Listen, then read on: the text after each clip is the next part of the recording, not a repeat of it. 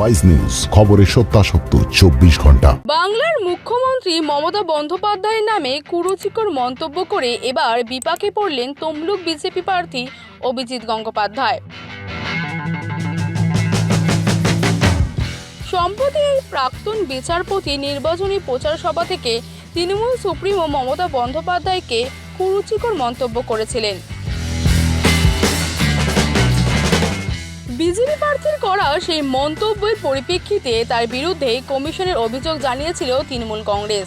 আর এবার সেই অভিযোগের ভিত্তিতে অভিজিৎ গঙ্গোপাধ্যায়কে শোকজ করেছে কমিশন।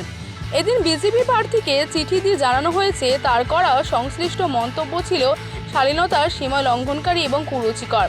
তাই এদিন অভিজিৎ গঙ্গোপাধ্যায়ের কাছে তার করা কুরুচিকর মন্তব্যের ব্যাখ্যা চাওয়া হয়েছে। সেই সাথে নোটিশে জানানো হয়েছে অভিজিৎ গঙ্গোপাধ্যায়কে আগামী 20 মের মধ্যেই এই শোকজের নোটিশে জবাব দিতে হবে। তবে তিনি যদি এই নির্দিষ্ট সময়ের মধ্যে কোনো কিছু না বলে তাহলে ধরে নেওয়া হবে এই বিষয়ে তার কোনো বক্তব্য নেই।